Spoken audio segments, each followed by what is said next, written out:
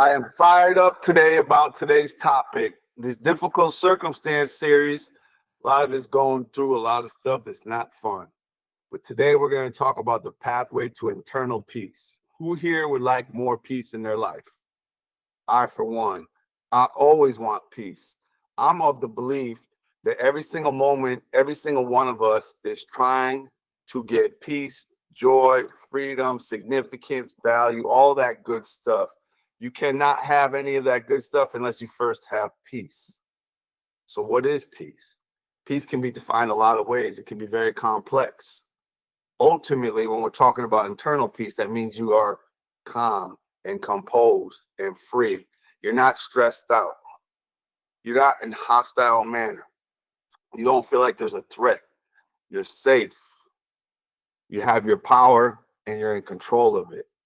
Think about the last time you truly felt peace. Here's the thing. Ultimately, you can't 100% in this lifetime, not here on this earth. There's too many threats. There's too much harm. There's too much abuse. There's too much neglect. Not only outside of ourselves, but ourselves as well. In order to be at peace, you have to have positive messaging. And it has to be one after another after another. They say that you have about 60,000 different messages that roll through your head every single day when you're on your own, of your own volition. I want you to stop and think about that. Percentage-wise, how many of those are peaceful messages, positive messages, intentional messages that edify and equip and strengthen and give you that ultimate peace that we're all searching for? So many people, when they get to a certain age, they've gone through a whole bunch of things in life, are really striving. How do I get more peace in life? How do I get to the place where I am enjoying the moment? I can be present in it. I can be productive. I can contribute. I can progress forward without feeling I'm getting weighed down by a whole bunch of stuff that gets in the way of your peace, your joy, your freedom, etc. I want to go back. I want you to really stop and think about that. Think about the last time you just had a moment of it. It's one of those things where you have to activate it. You have to maintain it. It's not something that you're going to get naturally. You're going to have to work for it.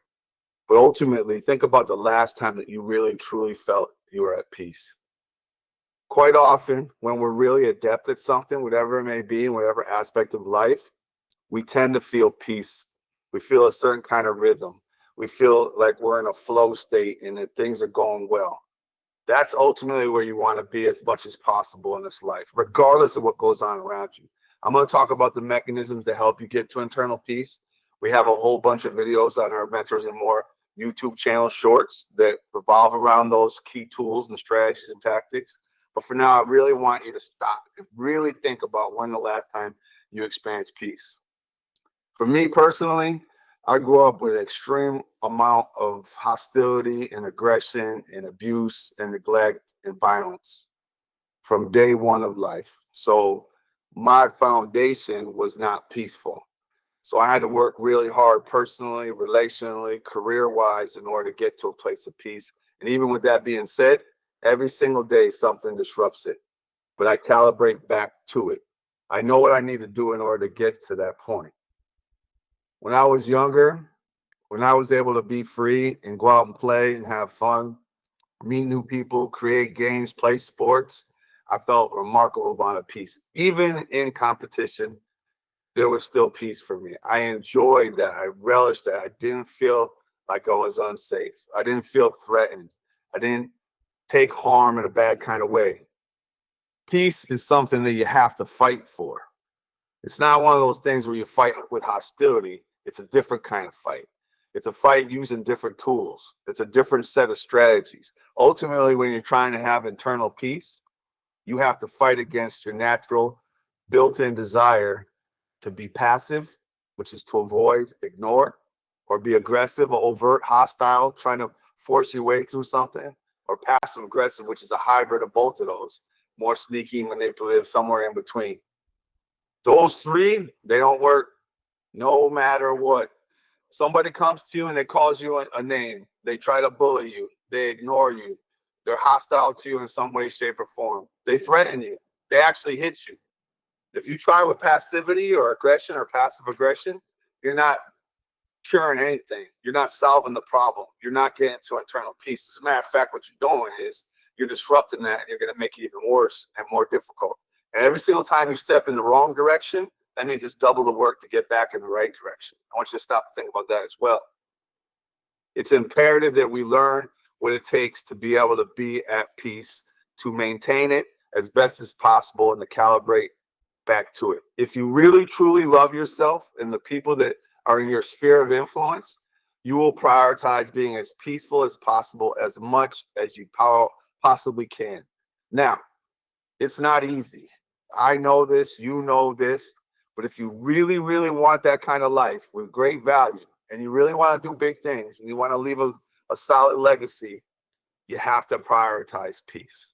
You can get everything done in the world. You can be super excellent at one particular thing, or 5 or 10 or whatever else, but if you're not peaceful, if you don't have peace, is it really worth it? I don't think so. Peace is the key. In order to have peace, you're going to need to do the following steps. But first, I want to first say this. Peace is the absence of any negativity. So that means you first and foremost have to identify what negativity do you have within you. I'm going to give you a great asset, a great tool to help you do that.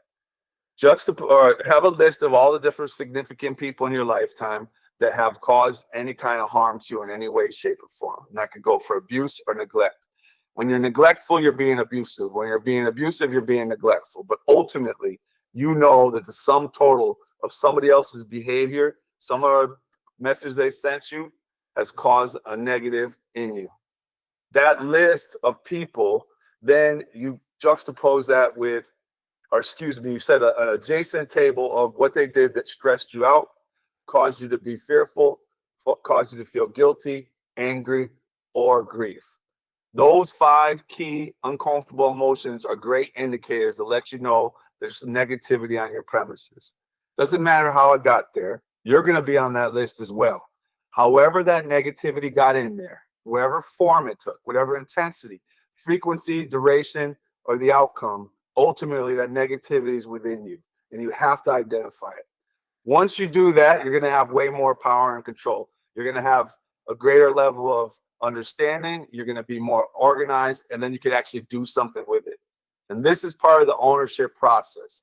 So many of us do whatever we can to avoid and fight ownership, especially when somebody else generates the negativity and we're a recipient of it. We do everything to blame and complain and whine and attack and all the other kind of stuff, and ultimately it doesn't work. Once someone hits you with negativity, it's now yours. That means you have to be the rightful owner of it. You can't manage something you don't own. I know this is not going to be popular, and I know people are not going to like this, but that's the ultimate reality. Tell me that I'm wrong. You have to. And that's the sad part of life, is that the aggressor, the abuser, they often get away, they skate free.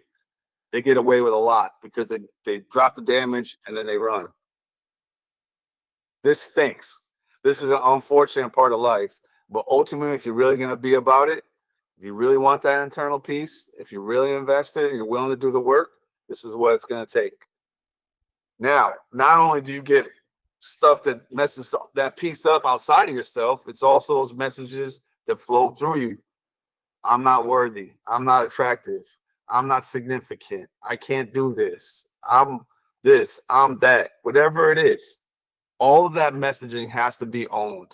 It doesn't matter where the origin. It helps if you know where it came from. But that message, once you establish where it comes from, then you have to go through a protocol. And here's the different tactics that you need.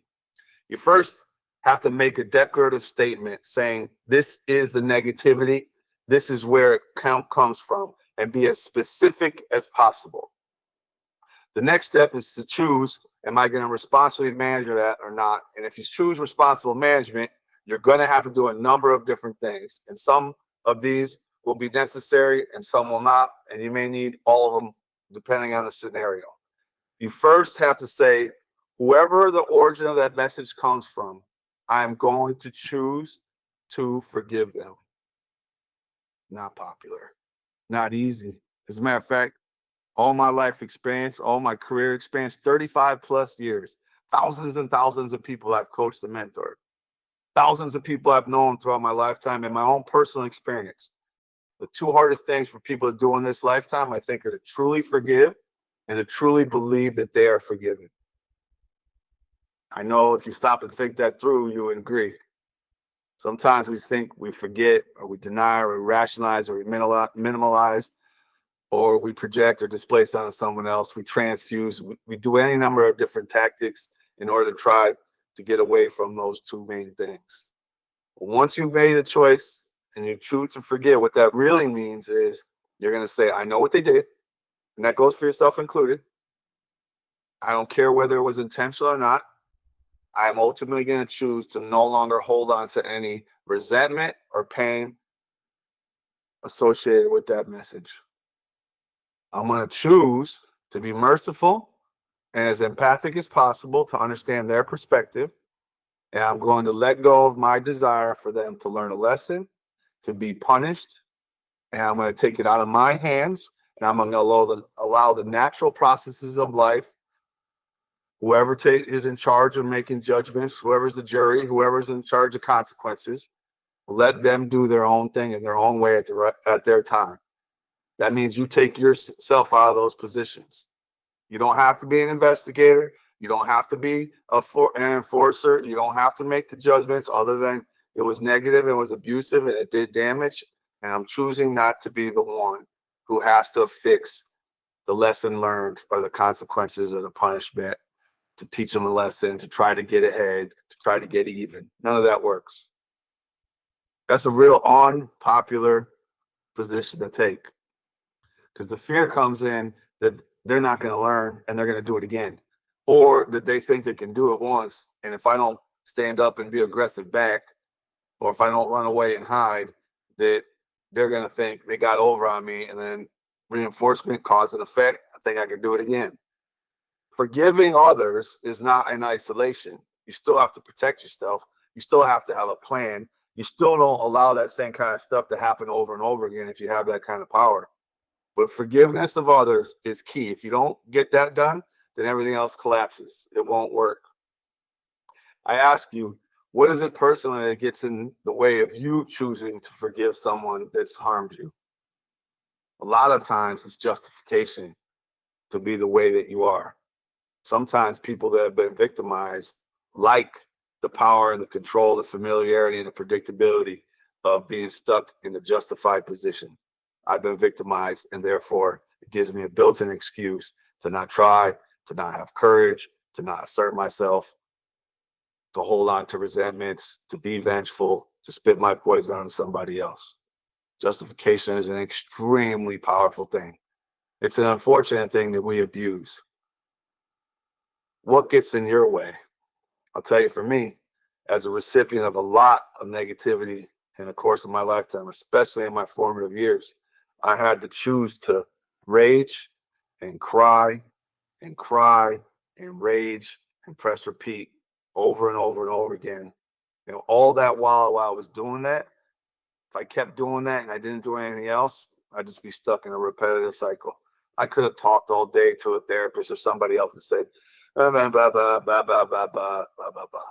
But I had to make an intentional decision to choose to forgive, choose to let go of my desire to be the one that teaches the lesson. And you know what ended up happening? For all the people that were negative to me, once I made that decision, that was the biggest, strongest, brightest message of how to someone else, whoever the abuser was, to realize that they don't have power, that they have to take a look at themselves, that they had to accept ownership, and they had to do their own internal work.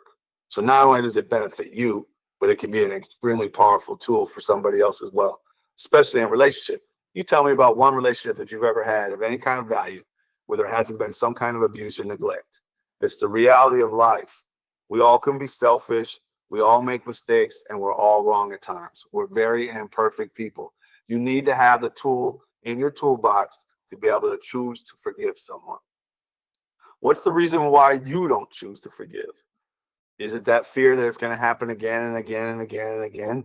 That means you just have to keep forgiving over and over and over again. But you also have to protect yourself as best as possible. It's not very wise for you to continually be abused over and over again. that gets you uncomfortable, gets you off balance, gets you in a reactive state. When you're in a reactive state, you don't make wise decisions. You're not going to solve the problems. It's not a very effective or efficient way of living life. Forgiving others does not mean it's a welcome mat for more abuse. That's not how it works.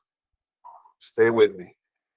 Once you've made the decision to do that and you actually do that, you have to practice on repeat, and you also have to intentionally let go.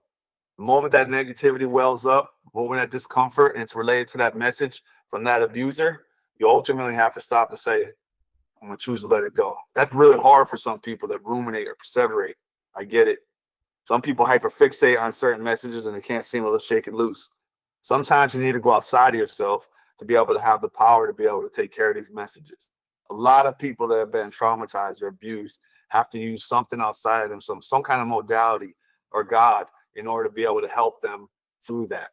And sometimes it's okay to have that in you for a while because it teaches you valuable lessons. Sometimes you have to go through certain things in order to get to a better place.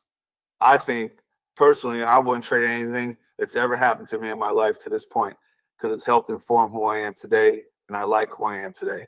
I like the hard work that I've had to do. I like the fight that I've had to do in order to get in position to have as much peace as possible.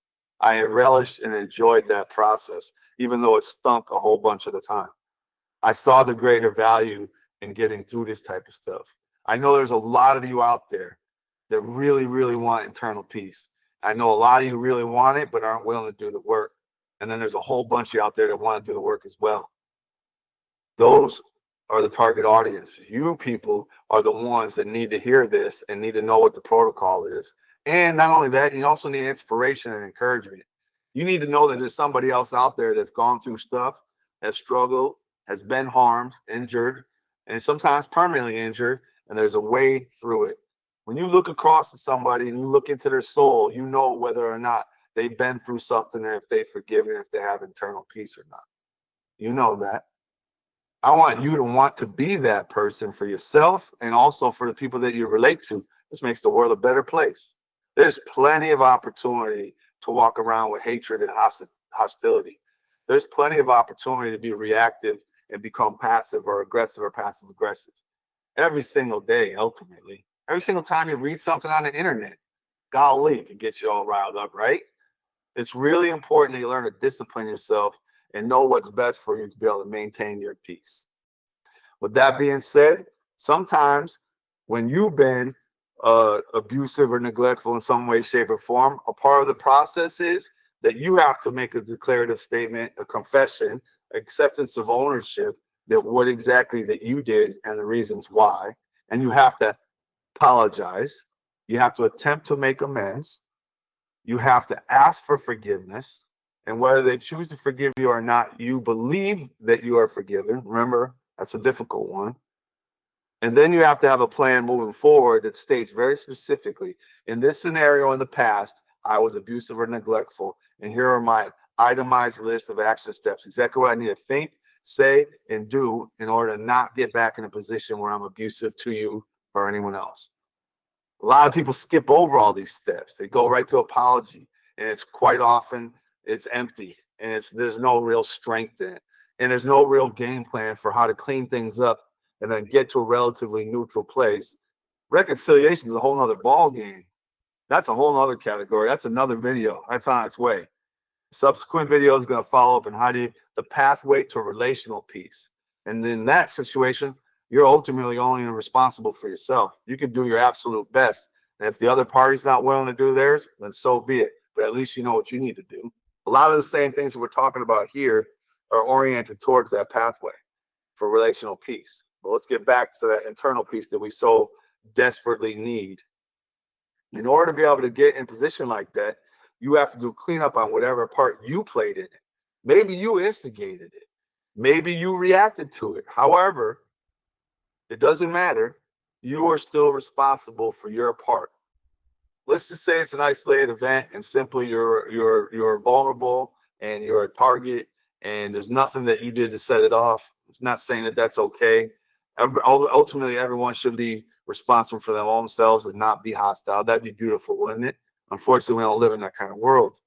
So many of us have it way worse than what we're talking about. They're in war-torn scenarios where there is never any peace. They never know what that looks like. Even when they're sleeping, it's compromised. Probably especially when they're sleeping. Just think about that kind of life. That should make you feel blessed. For those who are not in those scenarios where it's an everyday, all day type of event, that you have any kind of respite from that, that you can restore and rejuvenate, to heal and to strengthen and to get back into the battles of this world where it's a war. Every single day it's a war. And a lot of times it's you between you. It's the messages.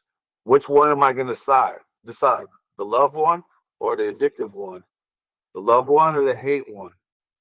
The good one or the bad one? The healthy one or the unhealthy one? The responsible one or the irresponsible one?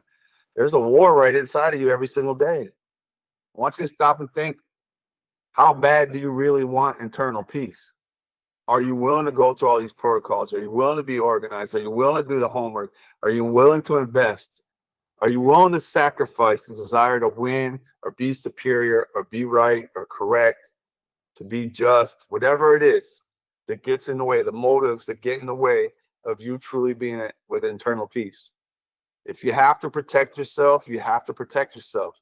I'm a big fan of being assertive, and assertion says, I do whatever is necessary to be in the moment, to have as much peace, joy, and freedom and content as possible. If you got to put your hands on someone in order to have peace, do it, but don't do it in a damaging way.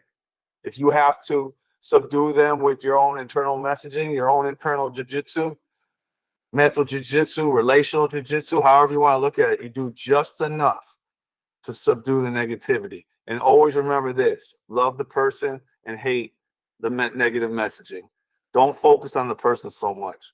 Everybody is imperfect. Everybody makes mistakes and is wrong. Everyone does damage. Everyone has some kind of negativity with them at some point. The goal is to clean up as much as you can in your own jurisdiction. Think about someone dropping garbage, stinky, smelly, rancid, vile garbage on your property. Do you really, really want that on your property? No, you don't. Don't let it sit there, because it rots and it's poisonous, it's dangerous, it's toxic, etc., etc. It destroys you from the inside out. In addition, don't try to give their garbage back to them or your own on top of that, because that just sets up war, and that's never going to be a peaceful scenario. Somebody has to be the stronger metabolic one who takes the negativity, digests it, gleans whatever good, whatever knowledge, whatever education, whatever benefits there that helps develop the character, skills, and then you got to metabolize and expel the rest. The metabolic process is in play for messaging just as well as food. Stop and think about it that way. Every single time negativity comes in, treat it as food that's bad for you. You're going to have to go through this painful process to get it all out of your system. Tell you one thing about the honey badger, if you don't know, it's one of my favorite stories, is that ultimately the honey badger is not afraid of anything. Fearless, does what it wants. Comes across a cobra, super poisonous. Cobra will bite the honey badger. While in that process, the honey badger will snap a vertebrae, snake will die. I don't like that part of it. Sorry if that affects you. Goes into a near coma state for about 20 minutes, metabolizes the poison, gets up, and keeps it moving. Could you imagine if we had that kind of potential? I think you do. I think if you got the right assistance, support, and structure, I think you can do it as well. Imagine walking around with that kind of confidence that no matter what anyone says or does, as long as it's not physically harming to you, whatever message comes your way, that you have the confidence in your capability and your willingness that you're going to be able to metabolize that negativity and get it through and not turn around and be poisonous back to somebody. Just think about the power you would have. Just think about how confident you would be to step in certain scenarios. The courage, the faith, the trust that you know you're going to be all right. I believe with great strength, deep conviction, that if you ultimately have that capability and you use it, you'll be able to have a lot more peace in this lifetime than most others. Most people are not willing to do this work. I did a presentation at a friend's physical therapy location. There's about 25 people there, physical therapists from all different roles and responsibilities and years of experience and education. And I posted them. I said, you know what? It's got to be difficult being in your position because you got people coming in here every day, sometimes 50 to 100 different people. And they're walking in and they're hurting. They're frustrated. They're angry. They feel guilty because they weren't doing their exercises. Some of them have deep fears that they're never going to get better. They're suffering. And you're a recipient from all of that. They want someone to spend time and empathize and understand and be compassionate. They want to be healed. They don't want to do the work a lot of the time. Some of them do. But ultimately, you're dealing with all that and then some. I'm not covering every little basis on there, but it's a rough environment when you're in the helping profession, right? Especially in that scenario. All kinds of need. And you're the one, you're the target, you're the helper. Everyone's going to look to you like, hey, give me this kind of love. I need this love. And a lot of people don't get a lot of love in life, period. So hopefully physical therapy is the place for even a little bit of it. And then when they get a little bit, then they want even more. And then that becomes a whole nother problem. Ultimately, everybody in that room knew exactly what I was saying and all the damage done that when you're a recipient of that, when you absorb that and you don't metabolize it, all the damage that it does can make you addicted, makes you compulsive, it makes you obsessive. It causes you to be depressed and apathetic and all on the list of all the negatives that you're already aware of. It's like having cancer. It erodes you from the inside once you're the recipient of it. And I said with a simple raise of hands, the higher you raise your hand, the more motivated you are. Who here wants to learn the metabolic process to be able to rid themselves of all that negativity? And I was shocked. You know, I think about it, I probably shouldn't have been, but it was rough to see.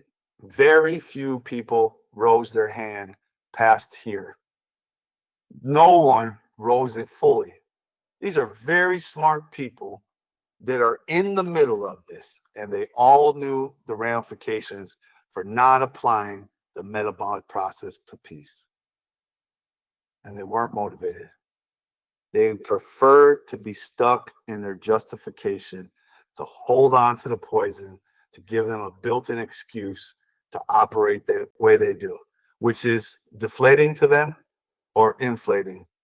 Sometimes people take it and look at it as I'm superior because I see you and you put this poison towards me and then I'm better than you.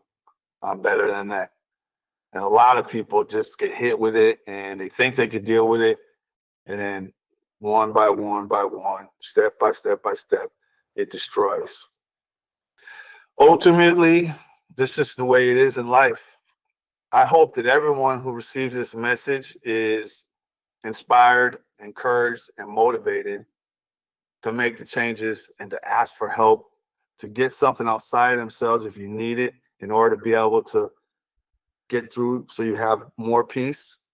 But the reality is, a lot of people will be interested in the concept, the notion of it. A lot of people will say they want it, but I think percentage-wise, unfortunately, most people are not really willing to fight for that peace that they really need and want. And I want you to stop and think about that, marinate on it, mull it over. If you got questions or comments, of course, send them. If I could be an asset in your life in some way, shape, or form, as a life strategist or parent coach or family coach or mentor, or whatever it is you need, I'll gladly help. Ultimately, I want the world to be a much more peaceful place. You cannot control anyone outside of yourself. You can try your darndest. You can try to be influential. The more aggressive based you are, the less you are going to be influential. The only ultimate way to be a true, good, beneficial leader in people's lives is for you to be the one who metabolizes. You stop and think about the best leaders you've ever had. Think about when you've been the best leader you've ever been.